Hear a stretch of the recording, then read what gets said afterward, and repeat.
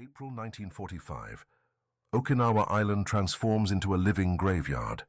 Rain turns the battlefield into an endless swamp of mud and blood. The smell of sulfur mixes with decomposing bodies. American artillery tears through the night, illuminating caves where Japanese soldiers hide like ghosts waiting for dawn. Sergeant Thomas Sullivan, 31 years old, leads his squad through this green hell. His face bears the marks of sleepless nights. His hands tremble when he lights cigarettes. 3 weeks ago, he ordered Private Jensen to check an abandoned bunker. Jensen never came back. The explosion echoed in Sullivan's mind every night since then. The Marines move in silence through the dense vegetation. Every shadow could be an enemy, every sound a trap. Sullivan learned that war doesn't just kill bodies, it devours souls slowly, piece by piece. At night, while other soldiers sleep or play cards, Sullivan kneels alone in the mud. His lips move in whispered prayers that no one hears. The same words repeat like a broken mantra. Forgive me, Father, for what I've become. He doesn't know if God still listens to men who kill for a living, but he prays anyway, because it's the only thing keeping him from becoming a complete monster. His faith fights against the violence surrounding him. Sullivan was raised in Boston by a devout mother who taught him that every life matters, that mercy defines humanity, but Okinawa teaches different lessons. Here, mercy gets you killed. Hesitation costs lives. The war demands he become something his mother wouldn't recognize. The radio crackles with new orders. Captain Morrison's voice cuts through the static. Sullivan, take your squad northeast. Reports indicate civilian activity in the mountain caves. Do not engage. Maintain distance. These could be traps. Repeat, do not engage. Sullivan acknowledges the order, but his stomach tightens. Civilian activity. The words hang heavy in the humid air. He knows what that means. Families hiding in caves, terrified, starving, caught between American bombs and Japanese propaganda, telling them Americans are demons who torture prisoners. Private O'Malley, Sullivan's closest friend, checks his rifle and mutters, "Another day in paradise, Sarge." Sullivan doesn't respond. He thinks about Jensen, about the explosion, about the letter he still hasn't written to Jensen's mother. What does he say? That her son died following his orders, that war turned her boy into a statistic. The squad moves toward the mountains as dawn breaks. The landscape reveals itself. Jagged rocks, twisted trees, dark cave entrances dotting the hillside like empty eye sockets staring at them. Sullivan feels the weight of his rifle, the weight of his rank, the weight of every decision that could end with another name carved into a memorial stone. He doesn't know yet that this patrol will change everything. That inside one of those caves, something waits that will force him to choose between orders and conscience, between survival and salvation. The rain continues falling, the war continues grinding, and Sergeant Thomas Sullivan walks deeper into the mountains, carrying guilt like a second weapon, praying for forgiveness he doesn't believe he deserves. The caves grow closer, darker, waiting. The patrol advances through hostile terrain. Every step requires calculated attention. Sullivan's squad spreads in tactical formation, 5 men moving like shadows between rocks and vegetation. The mountain rises before them, perforated by cave entrances that seem to breathe darkness. Suddenly, Sullivan raises his fist. The universal signal. Stop. Everyone freezes. A sound cuts through the silence. Faint, distant, but unmistakable. A child's cry echoing from inside one of the caves. Private O'Malley moves closer to Sullivan, whispering, "You hear that?" Sullivan nods slowly. His heart accelerates. The cry repeats, weak, desperate, almost inhuman in its suffering. Corporal Davies checks his weapon nervously. "Sarge, this could be bait. The Japs use recordings sometimes, loudspeakers hidden in caves to draw us in." Sullivan knows this. He's heard the stories. Japanese soldiers luring Americans into ambushes using fake distress calls. Women's screams, children's cries, all tactics designed to exploit American compassion and turn it into a death sentence. But this sound feels different. It carries a rawness that recordings can't capture, the irregular rhythm of genuine despair. O'Malley touches Sullivan's shoulder. "Tom, The orders were clear. No contact. We don't investigate. We report and move on. Sullivan stares at the cave entrance. The crying continues. His mind wages war against itself. Follow orders, keep the squad safe, or investigate. Risk everything for something that might be a trap. He remembers Jensen, the explosion, the body parts they collected in silence. He remembers promising himself he wouldn't make another mistake that costs lives. But he also remembers his mother's voice. Thomas, when you hear someone crying, you don't walk away. You don't calculate. You help. Private Morrison, the youngest in the squad, barely 19, asks, "What do we do, Sarge?" Sullivan closes his eyes. The crying intensifies. Multiple voices now. Children. Definitely children. Unless the Japanese developed recordings sophisticated enough to mimic the chaos of genuine infant suffering. He makes his decision. Davies, Morrison, cover positions. O'Malley, you're with me. We check the entrance. O'Malley's face hardens. Tom, this is suicide. Command will crucify you if... I know. Sullivan's voice carries finality. But if those are real children and we walk away, God won't forgive me. I won't forgive myself. He removes his helmet, grabs his flashlight and approaches the cave entrance. The darkness inside seems absolute, hungry. The crying echoes louder now, multiple voices overlapping in a symphony of terror and pain. O'Malley follows reluctantly, weapon ready, every muscle tense. Sullivan illuminates the entrance. The flashlight beam penetrates the darkness, revealing nothing but stone and shadow. The crying comes from deeper inside. He whispers into the void, Daijobu, Daijobu. The Japanese words feel clumsy in his mouth. He learned them days ago from a captured soldier who cried them repeatedly before dying. The crying shifts, changes, as if something inside heard him. Sullivan takes a breath and steps into the darkness. Behind him, O'Malley mutters a prayer. Above them, the mountain waits, and deep within the stone, something calls out. Human, broken, and desperately alive. The green hell just became darker. The darkness swallows them whole.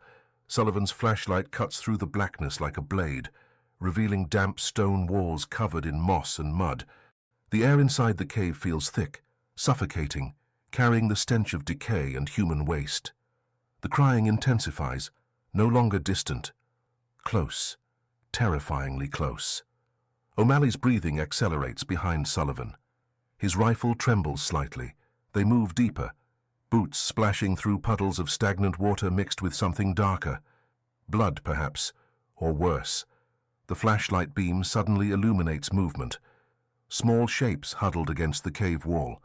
Sullivan's breath catches in his throat. Children, 12 of them, maybe more, tangled together like broken dolls abandoned in the darkness. Their clothes hang in shreds. Their faces bear the pallor of starvation. Some don't even have the strength to cry anymore. They simply stare with hollow eyes that reflect the flashlight, like animal eyes in headlights. Jesus Christ, O'Malley whispers. His weapon lowers involuntarily. Sullivan approaches slowly, hands raised. The children recoil, pressing harder against the stone. Terror radiates from them. They've been taught Americans are monsters, devils who eat children. Their propaganda made sure of that. Near the entrance, 2 adult bodies lie crumpled in unnatural positions, a woman clutching a man's hand even in death. Parents who probably died trying to protect their children during the bombardments. How long have these children been alone in the darkness? Days? Weeks? Sullivan kneels, making himself smaller, less threatening. He removes his helmet completely and sets down his rifle. The gesture feels suicidal. If Japanese soldiers emerge from deeper in the cave, he's defenseless. But he needs these children to see him as human, not soldier. Daijobu, he repeats softly. Daijobu, Daijobu. The youngest, a girl no older than 6, watches him with enormous black eyes. Her face is smeared with dirt and tears. She wears what was once a white dress, now brown with mud and blood. Her tiny body trembles with cold or fear or both. Sullivan extends his hand slowly, palm open, non-threatening. His fingers shake. The girl stares at his hand like it's a foreign object. Minutes pass. The cave breathes around them. Water drips somewhere in the darkness. O'Malley remains frozen, watching. Then something extraordinary happens. The little girl extends her hand. Her fingers, so small they seem impossible, wrap around Sullivan's index finger. Her grip is weak, barely perceptible, but it's there, a connection bridging two worlds torn apart by war. Sullivan's vision blurs. Tears, he didn't know he could still produce, burn his eyes. This tiny hand holding his finger becomes the most important thing in the universe, more important than orders, more important than his own survival. This touch awakens something buried deep inside him. Something the war tried to kill but failed. Humanity, compassion, the memory of who he was before Okinawa turned him into a weapon. He looks at the other children. 2 are unconscious, possibly dying. Several show signs of infected wounds. All are severely malnourished. Without immediate help, they won't survive another 48 hours in this tomb. Sullivan makes his decision with absolute clarity. He turns to O'Malley and says 4 words that will change everything. "We're taking them out." O'Malley's eyes widen. "Tom, the orders." "I don't care about the orders." Sullivan's voice carries steel. "These children are dying. We're getting them to the medical post. That's 5 kilometers through enemy territory. Then we better move fast." Sullivan gently lifts the little girl who held his finger. She doesn't resist. Her head falls against his chest, too weak to support itself. Redemption begins in darkness. Sullivan emerges from the cave carrying the little girl. Sunlight blinds him momentarily. Davies and Morrison stare in disbelief at the procession of broken children stumbling into daylight behind O'Malley. "Holy Mother of God," Davies breathes. Sullivan's voice cuts sharp. "We're evacuating them to the medical post, 5 kilometers southeast." "We move now." Morrison's face drains of color. "Sergeant, we can't. The orders explicitly—" "I know the damn orders. Private." Sullivan's eyes burn with something beyond reason. "But I'm not leaving children to die in a cave. You can report me when we get back. Right now, you're helping me carry them." The reality hits the squad. 12 starving children, 5 kilometers through active combat zone, no vehicles, no backup, no permission. Davies shoulders his rifle and lifts the nearest child, a boy around 8 years old who weighs almost nothing. "Fuck it, let's go." They improvise immediately. The soldiers tear strips from their own uniforms, creating makeshift carriers. They distribute the children among themselves, carrying them in arms, on backs, wrapped in ponchos transformed into slings. 2 children can't walk at all, unconscious or too weak. Sullivan carries the little girl. O'Malley hoists another child over his shoulders. The rain begins again, transforming the jungle path into a treacherous river of mud. Every step becomes agony. The children's weight feels crushing despite their malnourishment. Sullivan's boots sink ankle-deep into mud with each step. His lungs burn. Sweat mixes with rain, stinging his eyes. The girl in his arms drifts in and out of consciousness. Her breathing sounds wrong, shallow, rattling. Sullivan whispers prayers he learned as a child, words his mother taught him before bedtime. "The Lord is my shepherd. I shall not want." Gunfire erupts in the distance. The battle continues somewhere beyond the tree line. The squad freezes. Sullivan's heart pounds. If they encounter Japanese soldiers now, they're completely vulnerable. Hands full of children. Response time measured in fatal seconds, but the shooting fades. They continue. Morrison stumbles, nearly dropping the child he carries. Davies catches him. "Keep moving, kid." 1 foot in front of the other. An hour passes. Then 2. The medical post remains impossibly distant. Sullivan's arms scream for relief. The little girl's body feels simultaneously weightless and unbearably heavy. Her eyes flutter open briefly, meeting his. He forces a smile. "Daijobu." Almost there. She doesn't understand English, but something in his voice calms her. Her tiny hand grips his uniform. Suddenly, voices ahead, American voices. Sullivan's relief lasts exactly 3 seconds before he sees them. A patrol of 8 Marines, weapons raised, pointing directly at the children. The lead soldier shouts, "Halt! Identify yourselves! What the hell are those?" Sullivan steps forward, positioning his body between the rifles and the children. "Stand down, they're civilians." "Japanese children we found in a cave. Could be infiltrators, could be wired with explosives. They're children." Sullivan's voice thunders with fury he didn't know he possessed. "Starving, wounded children, lower your damn rifles now." The standoff lasts an eternity compressed into seconds. Finally, the patrol leader lowers his weapon. "Jesus, Sullivan, what have you done?" Sullivan doesn't answer. He simply continues walking, carrying the girl who weighs nothing and everything. Behind him, his squad follows. Ahead, the medical post waits. But Sullivan knows the real battle is just beginning. The medical post erupts into controlled chaos. Nurses rush forward, taking children from exhausted soldiers. Medics shout orders, clearing tables, preparing IVs. The stark white tent contrasts violently with the mud-caked, broken bodies being carried inside. Sullivan releases the little girl to a nurse who immediately begins assessment. The child's hand reaches for him as she's carried away. He watches her disappear behind canvas walls, feeling something tear inside his chest. Then the storm arrives in the form of Captain Harrison Morrison. "Sullivan!" The captain's voice cuts through the medical tent like artillery fire. Officers don't run, but Morrison comes close. His face radiates barely contained rage. Sullivan stands at attention, still covered in mud and rain. His uniform bears bloodstains from carrying wounded children. His eyes remain fixed straight ahead. Morrison stops inches from Sullivan's face. "Do you have any concept of what you've just done?" "Yes, sir." "You violated direct orders. You led your squad into unsecured enemy territory without authorization. You engaged with potential hostiles. You transported unknown Japanese nationals into an American military facility during active combat operations." Sullivan's jaw tightens. "They were dying, sir." "That's not your decision to make." Morrison's voice rises. "You're a sergeant, not God. Your orders were clear: maintain distance, report, and withdraw. Instead, you initiated an unauthorized rescue mission that put 5 American lives at risk." O'Malley steps forward. "Sir, permission to speak." "Denied.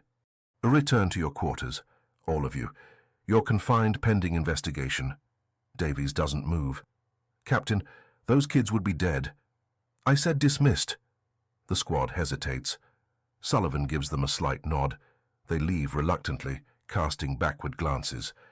Morrison continues, quieter now but no less furious. "Do you understand the severity of this? You could face court-martial, dereliction of duty, insubordination. They could strip your rank, Sullivan. They could put you in the stockade."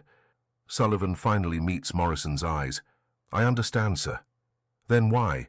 Why throw away your career for enemy civilians?" The question hangs between them. Sullivan thinks about the little girl's hand on his finger, about Jensen's death, about all the killing and dying and moral erosion that Okinawa represents. "Because they're not the enemy, sir. They're children. And if saving children cost me my career, then my career isn't worth keeping." Morrison's face shifts. Something flickers behind the anger. Respect, perhaps, or recognition of something he thought war had killed in all of them. Before he can respond, the chief medical officer emerges from the tent. Major Dr. Robert Chen wipes blood from his hands with a towel, his expression grave. "Captain, you need to see this." They follow Chen inside. The tent smells of antiseptic and suffering. 12 small beds now hold 12 small bodies. IVs drip into tiny arms. Bandages cover infected wounds. Nurses work frantically. Chen pulls Morrison aside, showing him a clipboard. Severe malnutrition, dehydration, multiple infected lacerations. 2 have pneumonia. 1 shows signs of internal bleeding. 3 more won't make it through the night without immediate intervention. He pauses, letting the weight settle. "Captain, I need you to understand something. These children have been in that cave for at least 2 weeks, maybe longer, without food, without clean water, without medical care." Morrison nods impatiently. "I understand the situation, Doctor." "No, sir, I don't think you do." Chen's voice drops. "Every single one of these children would have been dead within 48 hours if Sergeant Sullivan hadn't brought them here. Not some, not most. All 12. The words land like bombs. Chen continues. So whatever disciplinary action you're considering, remember that 12 human beings are breathing right now because one soldier chose compassion over protocol. Morrison stares at the beds, at the children fighting for life. Sullivan waits outside, praying again into the rain. 3 days pass in administrative purgatory. Sullivan remains confined to quarters while officers debate his fate behind closed doors. The battle for Okinawa continues. Explosions rumble in the distance like thunder that never stops. O'Malley smuggles updates. The doc says 10 of the kids are stabilizing, 2 are still critical, but fighting. Sullivan nods silently. He doesn't sleep. Every time he closes his eyes, he sees the cave, the darkness, the little girl's hand. On the 4th day, Captain Morrison summons him. The office tent feels suffocating. Morrison sits behind a field desk covered in reports. His expression reveals nothing. Sergeant Sullivan, after extensive review, command has reached a decision. Sullivan braces for the verdict. You will receive no official commendation for your actions. The circumstances, specifically your violation of direct orders, preclude recognition. However, Morrison pauses. You will also face no court-martial, no formal charges. No disciplinary action beyond a written reprimand in your file. Sullivan processes this, neither hero nor criminal, simply erased. Morrison continues, Command wants this buried. They're afraid your actions might set a dangerous precedent. Soldiers making independent moral judgments during combat operations undermines the chain of command. I understand, sir. Do you? Morrison leans forward. 12 children are alive because you disobeyed orders. But from the military's perspective, you're a liability. A soldier who follows his conscience instead of commands. Sullivan says nothing. What is there to say? You're being rotated stateside next week. Honorable discharge. The war's almost over anyway. The war ends 6 weeks later. Japan surrenders. Sullivan returns to Boston carrying invisible wounds that don't appear in medical reports. He takes a job at a construction site, marries a nurse named Helen, has 2 daughters, never speaks about Okinawa. The nightmares continue. Jensen's explosion, the cave's darkness, the little girl's face. Years blur together. 1946, 1950, 1955. Then, in the autumn of 1957, a letter arrives. Foreign stamps, delicate handwriting, addressed to Sergeant Thomas Sullivan, at his mother's old address, somehow forwarded through 12 years and 3 residencies. Sullivan's hands shake as he opens it. The letter is in Japanese. A translation is included on separate paper. Dear Sergeant Sullivan, my name is Keiko Tanaka. I do not know if you remember me. I was 6 years old when you found us in the cave on Okinawa. I was the girl who held your finger. I am 20 now. I am alive. I am studying to become a teacher. My younger brother survived too. He is training to be a doctor. For 12 years, I have searched for your name. For 12 years, I have wanted to tell you something. You saved more than our lives that day. You saved our ability to believe that humanity exists even in the darkest places. That kindness is possible even during war. My brother and I tell your story to everyone. We tell them that an American soldier chose mercy when he could have chosen orders, that he carried us through rain and danger when he could have walked away. You are my hero, Sergeant Sullivan. Not because you are a soldier, but because you remembered how to be human. Thank you. Arigatou gozaimasu. Forever. Keiko. Sullivan reads the letter 3 times. 4. His vision blurs with tears that won't stop. Helen finds him at the kitchen table, holding the paper like it's made of light. Tom, what is it? He can't speak. He simply hands her the letter. She reads it, then wraps her arms around him, as he finally, after 12 years, allows himself to cry. 23 years later, Boston, 1980. Thomas Sullivan is 70 years old.